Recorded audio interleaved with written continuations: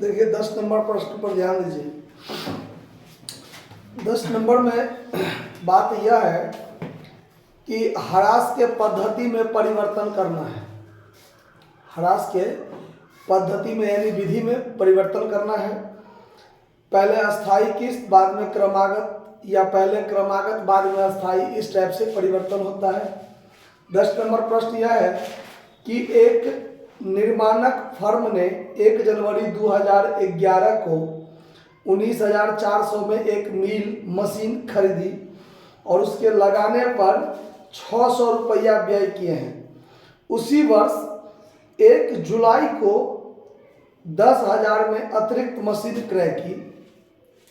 उसी वर्ष क्रय किया है, ये बात ध्यान रखना है।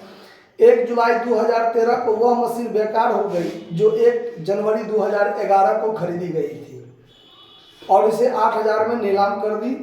इसी तारीख को एक और नई मशीन जो है 15,000 में क्रय की। ह्रास जो है वो प्रतिवर्ष 10% लगाना है। और 2014 में फर्म ने इस विधि को बदलकर 15% क्रमागत के दर से ह्रास में परिवर्तन करने के लिए निर्णय किया है और ह्रास काटना शुरू किया है। 11 से लेकर 2015 तक आपको ह्रास लगाना है। तो 2011 में जनवरी 1 को यहाँ पर हम टू कैश या बैंक अकाउंट जो लिखे, एक मशीन खरीदे हैं, मशीन का नाम M1 लिख दिए, 19,400 में खरीदे और 600 रुपया उसके स्थापना पर खर्च किए हैं।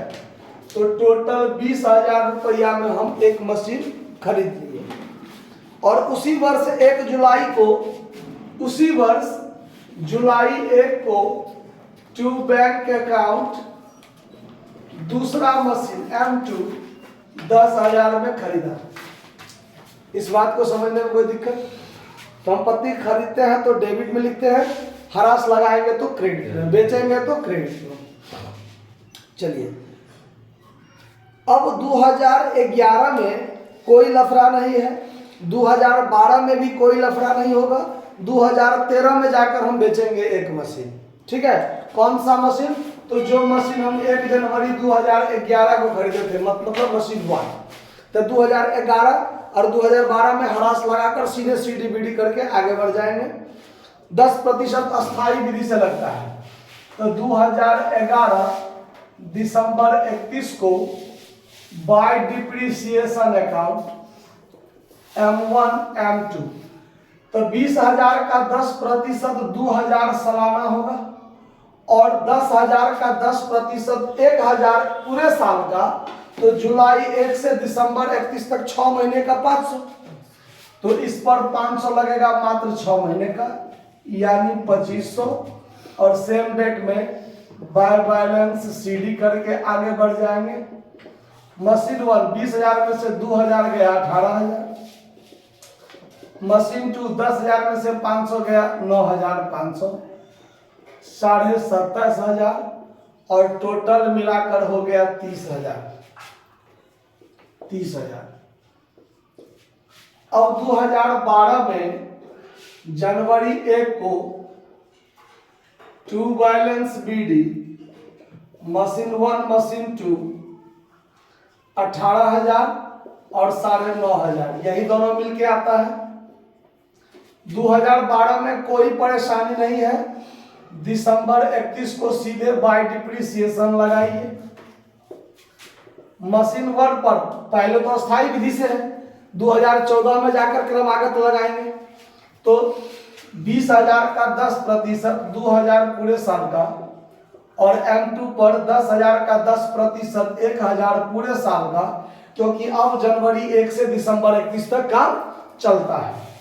तो ये हो गया 3,000। और सेम डेट में क्या निकाल लेंगे? By balance CD machine 1 machine 2, 18 में से 2 गया तो 16,000 और 9,500 में से 1,000 गया 8,500, 24,500 और टोटल 27,500, दोनों साइड बराबर। ठीक है। 2013 में जनवरी 1 को टू बैलेंस बीडी तो कर लेंगे सबसे पहले। M1 M2 पर 16,000 और 8,500, 24,500। और अब 2013 में क्या हुआ है, तो 1 जुलाई 2013 को वह मशीन बेकार हो गई जो 1 जनवरी 2011 को खरीदे थे।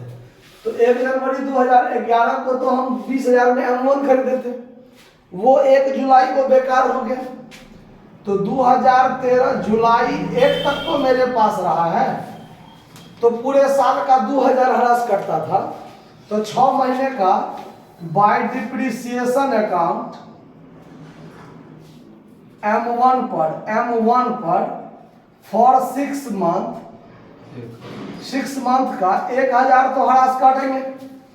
अब 16,000 में से 1,000 का हरास कट गया तो उसका दाम कितना बचा, 15,000। और उस 15,000 के मशीन को हम 6,000 में नीलाम कर दिए, मतलब बेच दिए। ठीक है, तो सेम डेट में बाय बैंक अकाउंट M1 हमने क्या कर दिया, सेल कर दिया। M1 को सेल कर दिया कितना में, 8,000 में कि 7,000 में, 8,000 में। तो 8,000 में बेच दिया। अब देखिए 16,000 दाम था इसका दाम 16,000 था, 1,000 हरास लगा, बचा 15,000 और अब बेच दिए 8,000 में। तो 15,000 का मशीन 8,000 में, तो 7,000 का तो लॉस लगा हमको। तो उसके लिए हम यहाँ कर देंगे by PL account, loss on M1 कितना, 7,000। तो देखिए 16,000 और इस तीनों मिलाकर 16,000, M1 का माथा बेची, खत्म। अब 2013 में यानी इसी तारीख को एक मशीन और खरीदे हैं 15,000 में, इसी तारीख को मतलब जुलाई 1 को। तो टू बैंक अकाउंट M3 खरीद लिए कितना में, 15,000 में, 15,000 में। तो अब हम दिसंबर 31 को बाय डिप्रिसिएशन अकाउंट लगाएंगे M2 और M3 पर। तो M2 पर पूरे साल का हरास कितना लगता है, 1,000 अस्थायी विधि से, चूंकि दाम था 10,000, 10,000 का 10%, 1,000 तो पूरे सालाना करता था ना, अभी भी 1,000 कटेगा। और M3 15,000 का 10%, 1,500। और 6 महीने का, चूंकि 1 जुलाई को खरीदे हैं तो 6 महीने का 750, तो यहाँ 1750 हो गया। और सेम डेट में हम यहाँ बाय बैलेंस CD निकाल लेंगे, M1 नहीं, M2 और M3 का। तो 8,500 में से 1,000 गया तो 7,500, और 15,000 में से 750 गया तो 14,007 नहीं, 14,250, 14,250, मतलब 14 7 21,750। और इस टोटल को जोड़ दीजिए तो ये खाता यहाँ क्लोज हो जाएगा। 24-15 मिलाकर 39,500, तो इस पूरा को जोड़िएगा तो 39,500 तो होगा ही होगा। ठीक है, अब चलेंगे 2014 में। 2014 जनवरी 1 को टू बैलेंस बीडी, जिसमें M2 मेरा हो जाएगा 7,500 से और M3 हो जाएगा 14,250 से, मतलब 21,750 से। ये जो आपका CD निकला है 13 में, वो 2014 में क्या हो जाएगा, बीडी हो जाएगा। अब यहां से सवाल शुरू होगा। अब इसमें क्या कहता है कि 2014 से हरास लगाने के पद्धति में परिवर्तन हो गया। पहले अस्थाई किस्त विधि से लगता था, जितना दाम जिस प्रथम साल में खरीदे थे उसी पर हर साल लगता था। लेकिन अब क्या होगा कि जो दाम बचा हुआ है उस दाम पर हरास लगना शुरू होगा। क्रमागत में यही होता है कि हर साल जो CD बचता है अगले साल वो BD होता है, तो जो BD हुआ उस पर हरास लगता है। तो अब जो आपको हरास लगेगा, तो 14 में किसी भी प्रकार का परिवर्तन नहीं, 15 में भी किसी प्रकार का परिवर्तन नहीं, बस हरास में परिवर्तन हुआ। तो 2014 दिसंबर 31 को जब हम डिप्रिसिएशन लगाएंगे तो अब यहां से क्रमागत हरास विधि पर लगेगा M2 M3। अब ये जो दाम बचा हुआ है ना, अब इस पर हरास लगना शुरू होगा। पहले M2 पहले साल में ही खरीदे थे। इसमें 6 महीना यूज हुआ था 500 और पूरे साल यूज हुआ था 1000, पूरे साल यूज हुआ था 1000। लेकिन अब पूरे साल यूज होगा तो 1000 हरास नहीं कटेगा। क्यों नहीं कटेगा? तो अब हरास के विधि में परिवर्तन हो गया। अब क्रमागत हरास लगेगा, यानी जो दाम बचा हुआ है इस पर हरास लगेगा। तो अब आपको 7500 का 15%, अब 15% हरास लगता है। कितना लगता है? 1125 रुपया। अब इस पर आपको 1125 हरास लगेगा और 14,250 पर 15%, 2,137 रुपया, 2,137 रुपया 50 पैसा, मतलब 38 रुपया हम लोग इसको मान सकते हैं। ठीक है, तो अब 2,138 रुपया अब प्लस 1125 रुपया, यानी 3,263 रुपया हरास लग गया। अब निकालेंगे बाय बैलेंस CD M2 और M3।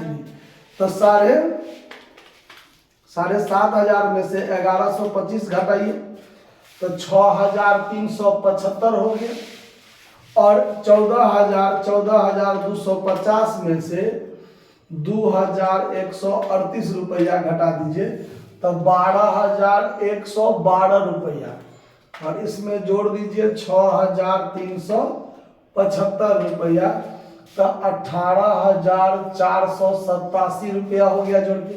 बात समझ में आया? अब इस टोटल कर दीजिए इसको, तो ये जो 21,750 है तो यहाँ भी 21,750 ही होगा।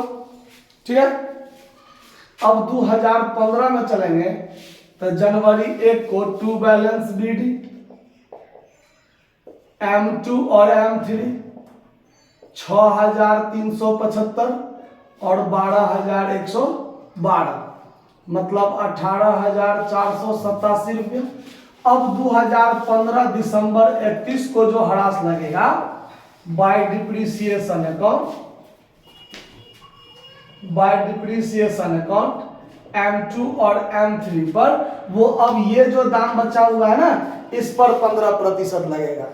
तो इस पर 15% लगेगा तो 6,375 का 15%, तो 956 रुपया 25 पैसा, तो 956 रुपया अप्रोक्स मानकर चलेंगे हम लोग।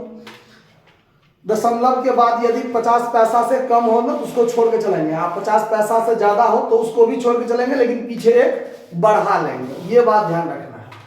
और 12,112 का 15% निकालेंगे तो 1,816 रुपया 80 पैसा, तो 1,817 रुपया इसको मान लेंगे। ठीक है, तो 1,817 रुपया ये हो गया, प्लस 956 रुपया हो गया, तो 2,773 रुपया।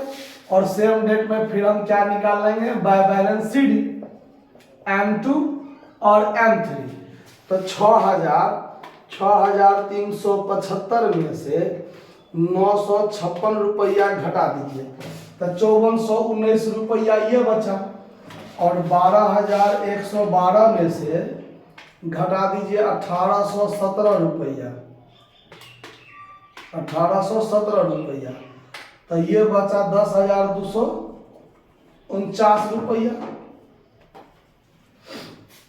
अब इसमें जोड़ दीजिए 5,419 जोड़ दीजिए तो 15,714 रुपया CD बच गया।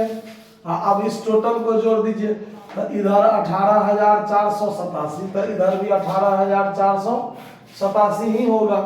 आंसर मिल गया होगा, देख लीजिए तो जोड़ घटाव ज्यादा हो जाता है ना। ठीक है, 15,714 लास्ट में आपका CD बच गया। ये आपका दोनों मशीन जो अंत में बचा हुआ है ना M2 और M3, उसका टोटल ये हो गया आपका आंसर। नोट कर लीजिए।